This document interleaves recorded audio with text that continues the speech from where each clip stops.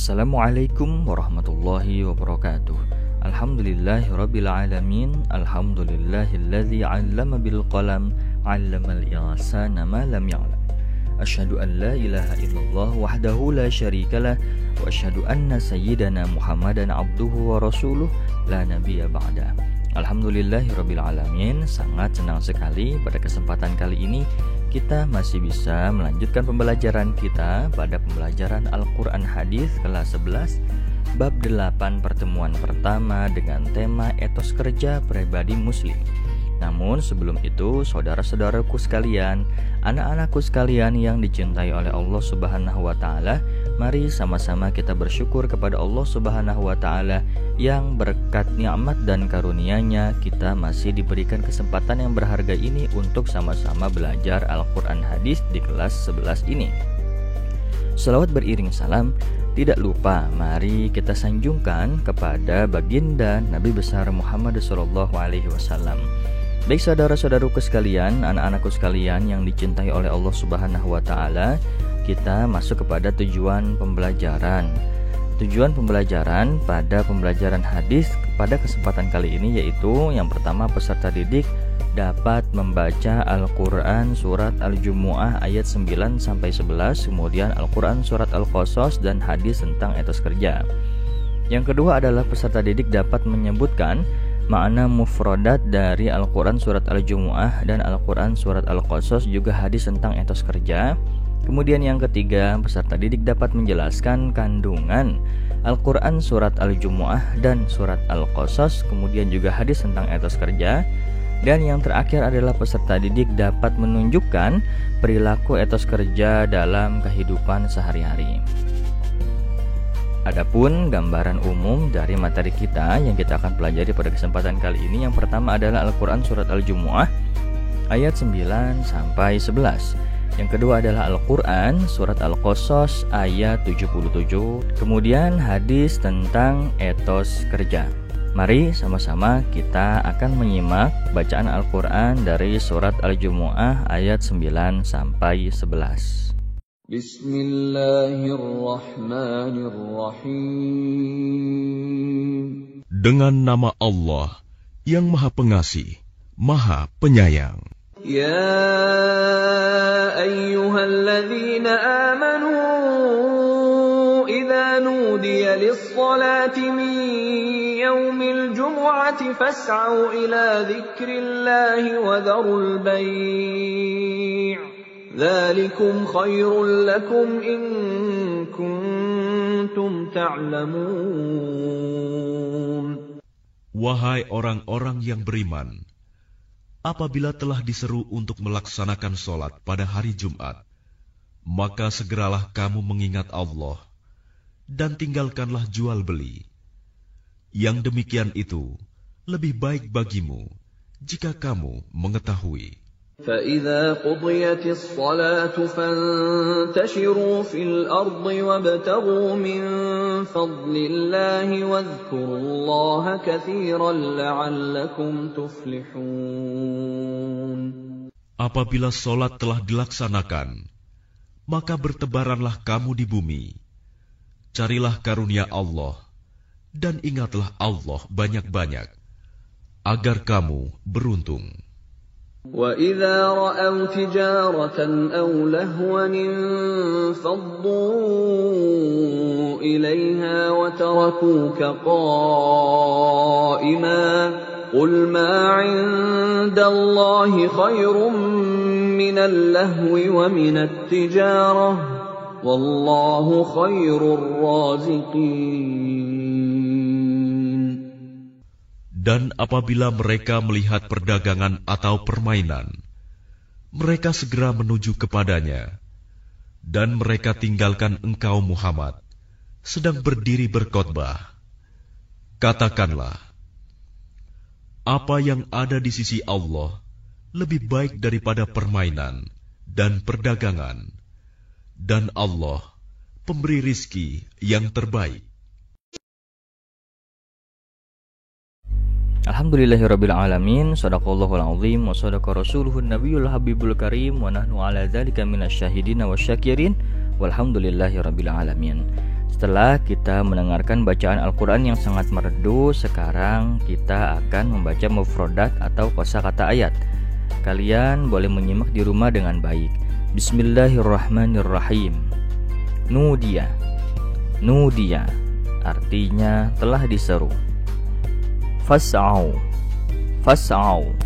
Fas'au artinya maka segeralah kamu. Wadharu. Wadharu. Wadharu yang artinya dan tinggalkanlah. Al-bay'. Al-bay'. Al-bay' artinya jual beli. Qudiyat. Qudiyat artinya telah dilaksanakan. Fantashiru. Fantashiru yang artinya maka bertebaranlah kamu. Wabtaghu. Wabtaghu yang artinya dan carilah. Infaddu. Infaddu artinya segera menuju. Watarokuka. Watarokuka. Watarokuka yang artinya dan mereka meninggalkanmu. Allahu. Allahu. Allahu yang artinya permainan. Hadirin yang dimuliakan Allah, anak-anakku sekalian yang dicintai oleh Allah Subhanahu wa Ta'ala, kita masuk kepada penjelasan ayat. Al-Quran Surat Al-Jumu'ah ayat 9 ini berkenaan dengan seruan Allah Subhanahu wa Ta'ala kepada orang-orang yang beriman agar mendirikan sholat Jumat. Abdullah bin Umar, Anas bin Malik, dan Abu Hurairah radhiyallahu anhum berpendapat bahwa dalam suatu kota batas 6 mil wajib bersegera pergi menunaikan sholat Jumat. Menurut Rabi'ah, batas wajib sholat Jumat adalah 4 mil. Kata seruan sebagaimana ayat di atas sebenarnya dapat dipahami tidak sebatas azannya muazin pada hari Jumat, tetapi seruan dari Allah Subhanahu wa Ta'ala, sebab apabila diartikan secara sempit maka banyak sekali umat Islam yang terlambat untuk melaksanakan sholat Jumat. Kita di sini dapat melihat hadis yang disampaikan oleh Rasulullah SAW, di mana hadis ini adalah hadis yang mutawatir.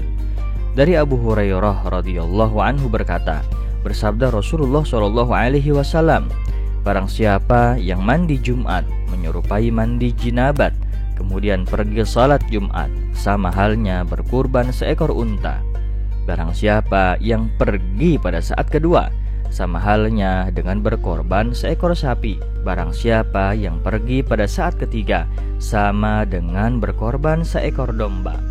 Lalu barang siapa pergi pada saat keempat, sama halnya berkorban seekor induk ayam. Dan barang siapa yang pergi pada saat kelima, maka sama halnya berkorban sebutir telur. Maka apabila imam telah keluar, hadirlah malaikat-malaikat turun mendengarkan zikir. Hadis yang diriwayatkan oleh Imam Al-Bukhari, Imam Muslim, Imam Malik, Imam Abu Daud, Imam At-Tirmidzi, dan Imam An-Nasai. Hadirin yang dimuliakan Allah, anak-anakku sekalian yang dicintai oleh Allah Subhanahu wa Ta'ala, hadis yang barusan kita dengar menegaskan dan dapat dipahami bahwa terdengar atau tidaknya azan, sholat Jumat tetaplah wajib dilaksanakan. Karena hakikatnya seruan itu telah ada langsung dari Allah Subhanahu wa Ta'ala melalui ayat yang kita bahas pada kesempatan kali ini. Apalagi sholat Jumat itu hanya 1 kali dalam seminggu, sehingga bila hari Jumat tiba, orang-orang yang merasa beriman dengan sendirinya harus mempersiapkan dirinya untuk melaksanakan sholat Jumat. Hadirin yang dimuliakan Allah, mari kita bahas ayat ini kata per kata. Yang dimaksud zikrullah pada kalimat fas'au ila dzikrillah, yaitu gabungan dari sejak azan, khutbatain, iqamah, dan salat Jum'ah. Bahkan Sa'id bin Zubair berpendapat bahwa khutbah adalah wajib semuanya, meskipun menurut pendapat lain ada yang berpandangan bahwa khutbah tidak termasuk dalam perlengkapan Jumat, dengan arti bahwa Jumat sah meskipun tidak sampai mendengarkan khutbah. Namun lagi-lagi, paham semacam ini adalah ijtihadiyah yang dasarnya adalah lemah. Sebab sejak Jumat diwajibkan, belum pernah Rasulullah SAW sampai dengan wafatnya mengerjakan sholat Jumat tanpa ada khutbah Jumat sebelumnya. Hadirin yang dimuliakan Allah, kemudian pada kata-kata dan tinggalkanlah jual beli atau wadharul bai'. Artinya, kalau sudah waktunya sholat Jum'ah, hendaklah segala macam kesibukan seperti jual beli, perniagaan, dan lain-lain segera ditinggalkan. Ini menunjukkan kerasnya perintah sholat Jum'at bagi orang-orang yang beriman. Penjelasan berikutnya yaitu pada ayat 10 surah Al-Jumu'ah.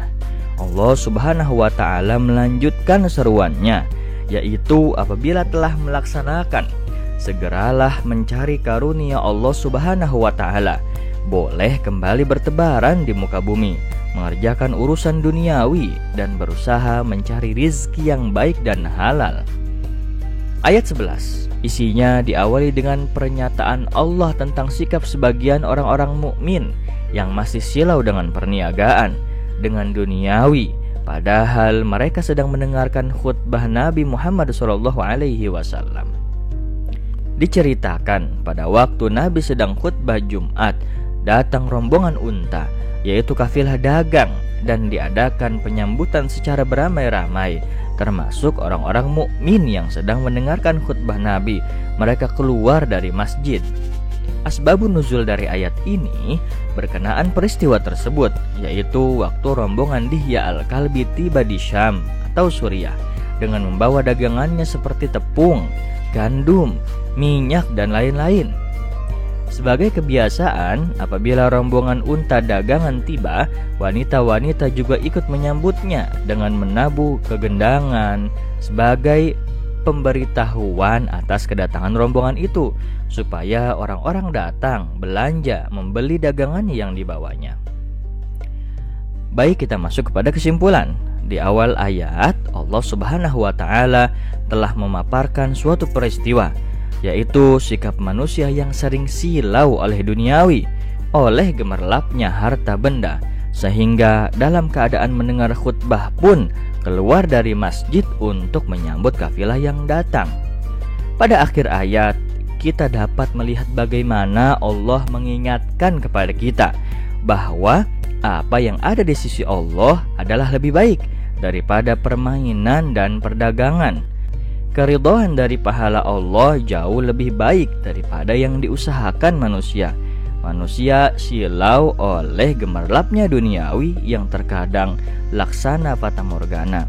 Dari ayat tentang etos kerja di dalam surat Al-Jumu'ah ayat 9-11 ini, kita belajar bagaimana ibadah tetaplah yang utama. Namun kita juga harus menyeimbangkan antara ibadah dengan hal-hal yang sifatnya duniawi. Ibadah kita laksanakan untuk mengejar ridhonya Allah Subhanahu wa Ta'ala, dan kita pun tetap harus melaksanakan kewajiban kita mencari nafkah, dan keduanya harus berjalan beriringan. Ketika diserukan untuk sholat, baik sholat Jumat ataupun sholat apapun, maka bersegeralah untuk melaksanakan ibadah. Dan setelah itu mari sama-sama kita boleh mencari keridhaan Allah, mencari rizki, mencari nafkah Allah Subhanahu wa Ta'ala. Kurang lebihnya mohon maaf. Mudah-mudahan penjelasan di dalam video ini dapat menjadikan kita orang-orang yang mampu menyeimbangkan antara dunia dan akhirat. Wallahul muwaffiq ila ma yuhibbu wa yardah. Wassalamualaikum warahmatullahi wabarakatuh.